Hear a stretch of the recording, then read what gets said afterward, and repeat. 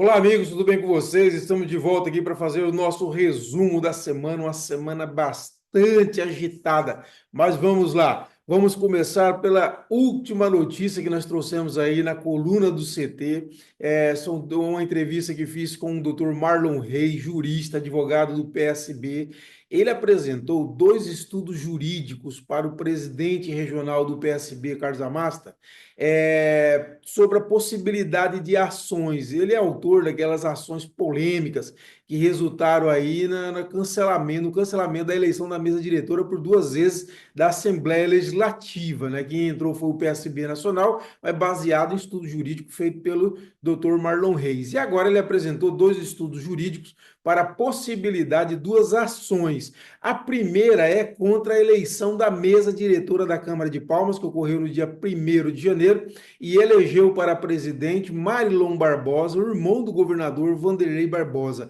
O doutor Marlon Reis diz que há provas claras, segundo ele, de abuso de poder econômico e político. Por quê? Primeiro, pelas exonerações e nomeações de gente para favorecer, segundo ele disse, a candidatura do Marilon. O governador Vanderlei Barbosa fez as exonerações, fez contratações de parentes de vereador, e isso ocorreu, está no Diário Oficial, e ele diz que tem todas as provas em mãos para demonstrar isso, que ele considera um grave abuso de poder político e econômico. Além disso, ele lembra da participação direta admitida pelo próprio governador, segundo ele, no processo eleitoral da mesa diretora de Palmas. Tanto é que ele lembra que o próprio governador, ele postou nas redes sociais a visita que fez à Lagoa da Confusão, onde no hotel lá estavam confinados, nós até chamamos na coluna do CT de BBB,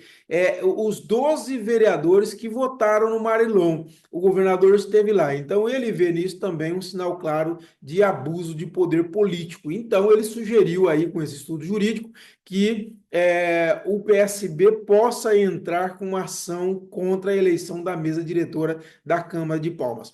A outra ação é contra a chamada PEC do Laurês. O que é isso? É uma proposta de emenda constitucional apresentada pelo governador Vanderlei Barbosa para que ele não tenha obrigação de passar o comando do Tocantins ao vice durante até 15 dias de viagem que ele fizesse em território nacional, ou seja, internacional. Como agora, segunda-feira, terça-feira, ele está indo para a Suíça e vai ficar até o dia 31 lá, então não precisa passar o cargo para o vice-governador Laurês Moreira. Então ficou chamado de PEC do Laurês. Por quê? Porque ele fez essa PEC porque ele está rompido com o vice Laurês Moreira. Então, para não ter que passar o cargo para o vice, ele então agora fica desimpedido. Foi aprovado no final, em dezembro, pela Câmara, pela Assembleia Legislativa. Por essa PEC, ele não é mais obrigado a passar o cargo para o vice-governador Laurês Moreira.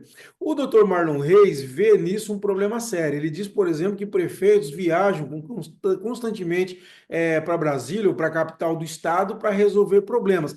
Já o governador, ele diz, vive em outra órbita, ou seja, o governador ele trata com uma população muito maior, com problemas muito mais complexos, que exige a presença e a definição de soluções constantemente, principalmente em casos emergenciais.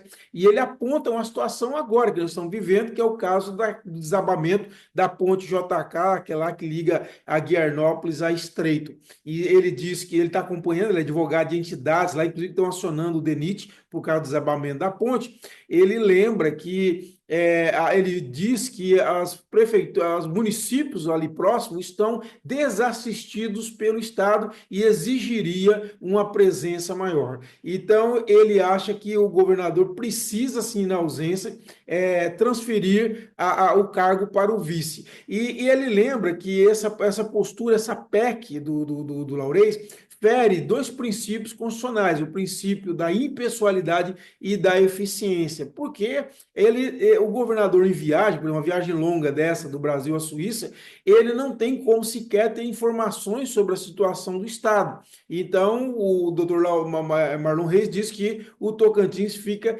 desassistido e sem governador nesse período. Então, ele sugere essa ação ao PSB. Agora, o PSB vai fazer uma discussão interna e depois vai fazer uma discussão com o PSB nacional para ver se entra ou não com essas ações.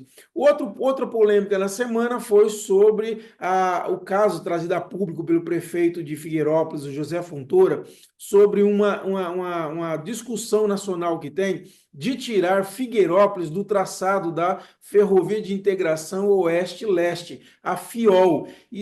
A ideia é integrar essa ferrovia que vem da Bahia com a Ferrovia Norte-Sul lá em Figueirópolis.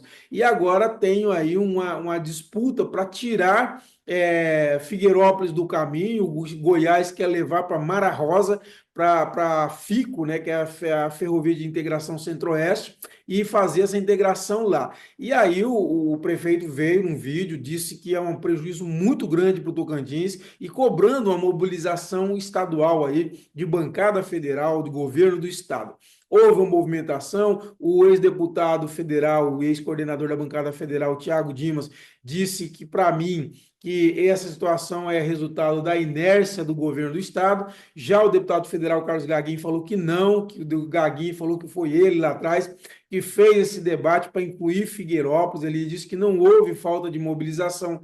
Na verdade, é um movimento nacional que não tem nada a ver com o governo do estado. O senador Eduardo Gomes, deputado federal Toinho Andrade, também a senadora Dorinha Seabra Rezende, que é coordenadora da bancada federal hoje, já se manifestaram que vão sair e fazer uma mobilização das lideranças para poder garantir que Figueirópolis fique nesse traçado que é importante para o desenvolvimento regional. Você vê onde tem os pátios multimodais, por exemplo, da Ferrovia Norte-Sul, estão se desenvolvendo bastante, aqui em Luzimangues, em Colinas, por exemplo. Então é muito importante esse projeto e Tocantins não pode ficar fora dele, e aí precisa dessa mobilização não só do Tocantins, como eu conversei com um empresário ontem, até escrevi na coluna do CT, mas também dos estados vizinhos, Maranhão, Pará, Piauí, que também tem interesse de que o Tocantins tenha essa multimodal aí da FIOL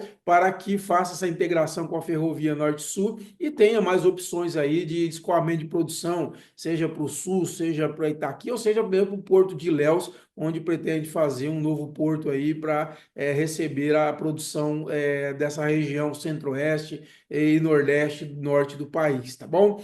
Outro ponto para a gente encerrar, esse foi muito polêmico, está muita polêmica ainda, que é a nomeação do doutor Bruno Azevedo para secretário estadual da Segurança Pública. Acontece que os policiais civis, peritos e outras categorias que não delegados não queriam um delegado de secretário estadual da segurança. Chegaram a enviar um ofício para o governador fazendo essa solicitação que não fosse um delegado. E aí, não só é um delegado, como é o presidente do Sindicato dos Delegados Tocantins, o Sindepol, o doutor Bruno Azevedo, que foi nomeado no Diário Oficial da noite dessa quinta-feira, e os policiais civis e as categorias afins prometem uma mobilização, deve ter uma assembleia já nessa sexta-feira, e falam até na possibilidade de paralisação por conta disso. De toda forma, o governador Wanderlei Barbosa ignorou essa solicitação dos outros sindicatos